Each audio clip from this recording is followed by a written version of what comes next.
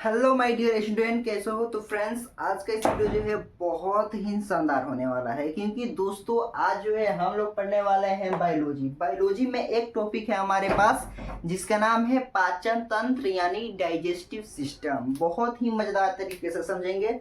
बस यहाँ पर देख लो, सबसे पहले जो है लिखा गया है यहाँ पर पाचन तंत्र यानी डाइजेस्टिव सिस्टम। तो दोस्तों, पाचन तंत्र किसे कहते हैं यानी डाइजेस्टिव सिस्टम जो है किसे कहते हैं, आइए देखते हैं। यहाँ पर डिफिनेशन लिखा गया है कि कई तंत्र मिलकर भोजन को जो है पचाना क्या कहलाता है, पाचन तंत्र कहलाता है। देखो, कई तंत्र मिलकर भोजन को पचाना यानी जितने भी हमारे शरीर के अंदर तंत्र हैं जो भोजन पचाने में काम करते हैं उसी को हम पाचन तंत्र कहते हैं। ठीक है दोस्तों, मतलब कि बहुत सारे ऐसे जो है पाचन तंत्र है जो हमारे भोजन को पचाता है, उसी सभी पाचन तंत्र को क्या कहते हैं दोस्त, पाचन तंत्र कहा जाता है। ठीक है दोस्त, अब एक चीज ध्यान रखो, यहाँ पर पाचन तंत्र है और यहाँ पर देख लो पाचन है यानी डाइजेस्टिव है। तो पाचन किसे कहते हैं? देखो, जटिल पदार्थ को सरल पदार्थ में तोड़ना ही पाचन कहलाता है। क्या? जटिल पदार्थ को सरल पदार्थ में यानी मजबूत पदार्थ को जो है छोटे छोटे टुकड़ों में तोड़ना ही क्या कहलाता है, पाचन कहलाता है। अब यहाँ पर देखो, यह क्रिया जो है फिजिकल एवं केमिकल दोनों होता है और पाचन का मुख्य कार्य जो होता है भोजन से ऊर्जा प्राप्त करना। अब देखो, जटिल पदार्थ यानी मजबूत पदार्थ जैसे कि रोटी खाते हैं तो उसे तोड़ते हैं कि नहीं तोड़ते हैं, तो छोटे छोटे टुकड़ों में तोड़ते हैं यानी सरल पदार्थ में तोड़ना ही पाचन कहलाता है। और यह क्रिया फिजिकल एवं केमिकल होता है।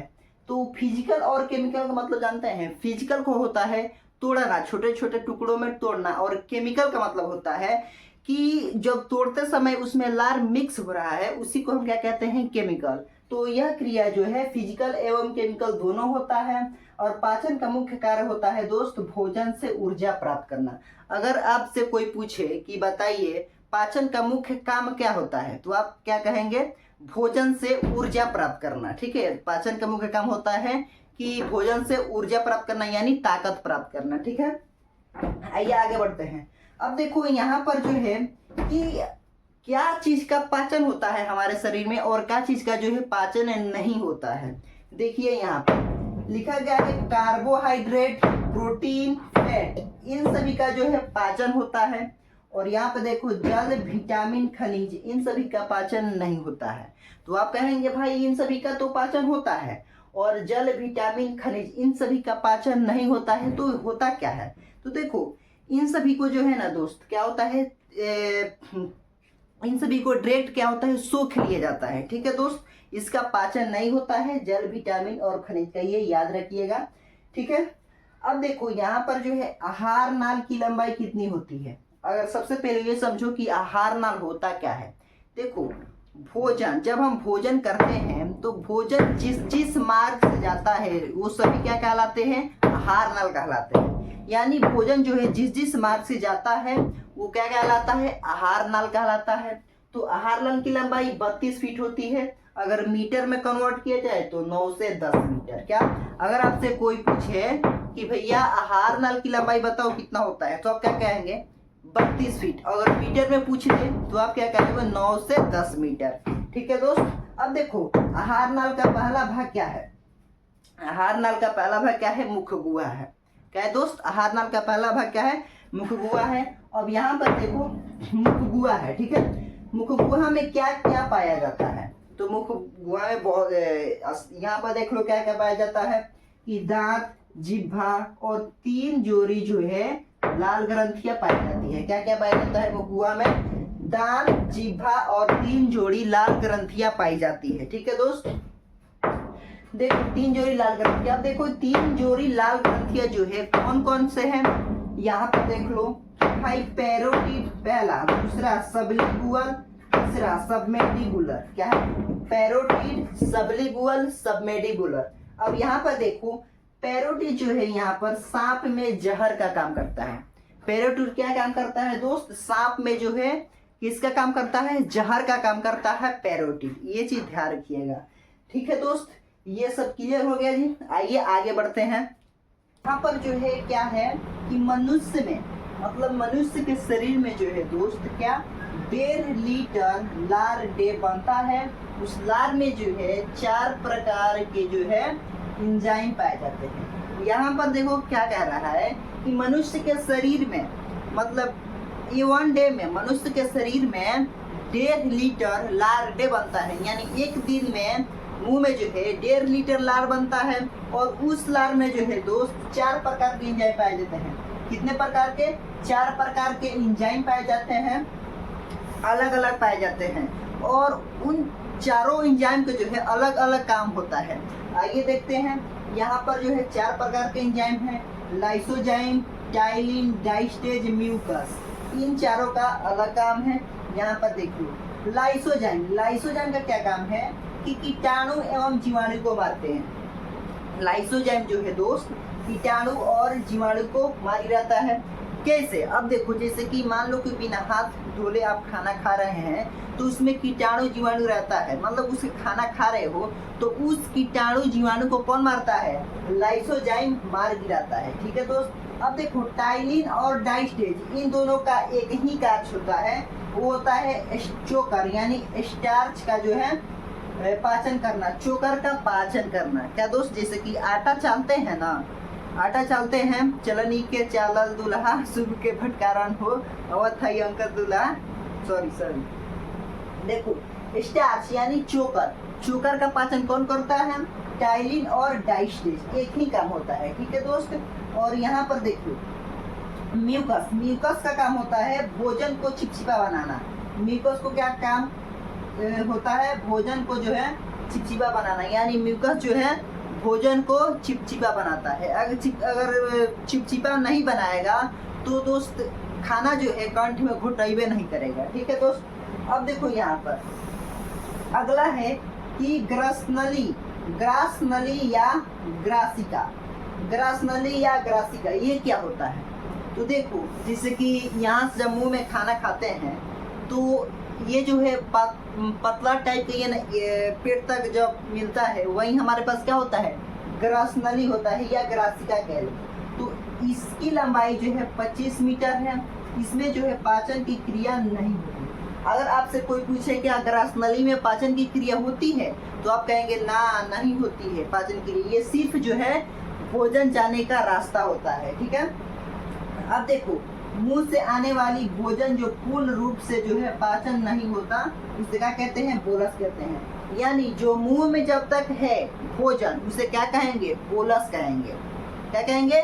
बोलस कहेंगे। अब देखो किस तरह, मान लो कि रसगुल्ला खाते हैं, मान लो कि रसगुल्ला खा लिए, उसमें क्या पता कंकड़ आ जाए, अगर तो उसे उगलते हैं तो जो उगले हैं वो हमारे पास क्या कहलाएगा? बोलस। वही है। ठीक है कि मुंह से आने वाली भोजन जो पूर्ण रूप से पाचन नहीं होता उसे क्या कहते हैं? बोलस कहते हैं। ठीक है दोस्त। आइए आगे बढ़ते हैं। अब देखिए यहाँ पर जो है आमाशय यानी पेट, इंग्लिश में क्या कहते हैं? स्टमक कहते हैं। STOMACH, स्टमक मतलब पेट, जिसको हम आमाशय जिसको हम पेट कहते हैं। ठीक है। देखो आमाशय में जो है भोजन 4 घंटे तक रहता है एवं आमाशय के 3 भाग होते हैं। देखो अगर हम भोजन करते हैं तो हमारे पेट में जो है भोजन कितना घंटा रहता है? तो 4 घंटा तक रहता है। और आमाशय के 3 भाग होते हैं। तो कौन कौन? यहाँ पर देखो कार्डियक, फंडिक, पाइलोरिक। इसमें जो है HCl होता है। ठीक है।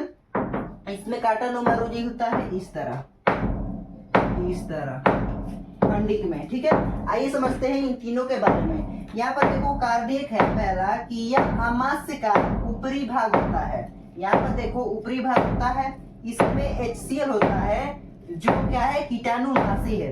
क्या आता है? यह आमाशय के ऊपरी भाग होता है, इसमें HCl होता है जो कीटाणुनाशी है, यानी जो बैक्टीरिया जो रहता है उनको मार के गिराता है।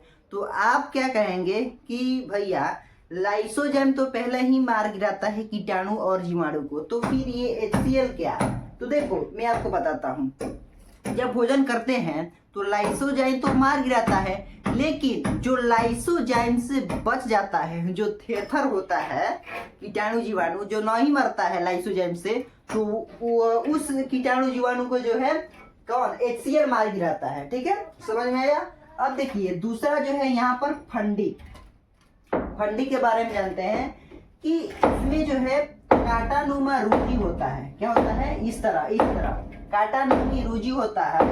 जब हम भूखा रहते हैं तो चुभता रहता है एवं भोजन को रोक कर जो है रखता है।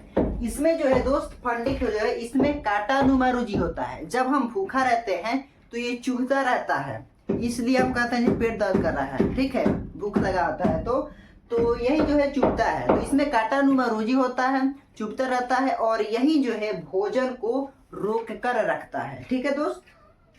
अब देखो तीसरा है हमारे पास पाइलोरिक। पाइलोरिक के बारे में जानते हैं कि इसमें जो है जठर ग्रंथि होता है।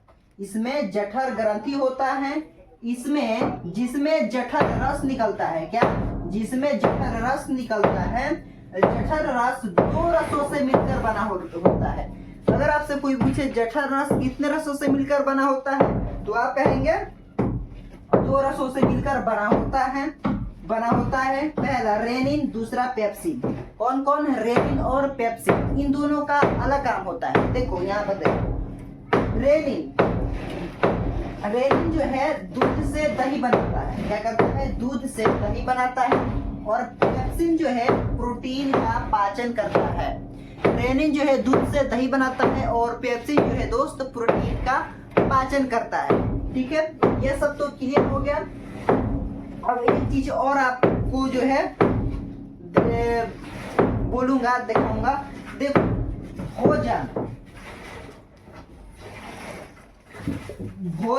भोजन जब मुंह में रहता है, भोजन जब मुंह में रहता है तो उसे क्या कहते हैं? बोलस कहते हैं।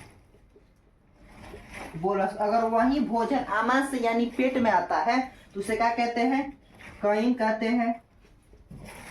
कईम कहते हैं। अगर वही भोजन टेक्निक से निकल जाता है तो उसे क्या कहते हैं? कईल कहते हैं। कईल। ठीक है दोस्त, ये सब क्लियर। तो इस तरह जो है इस चैप्टर समाप्त होता है। तब तक के लिए बाय दोस्त। जय हिंद, जय भारत।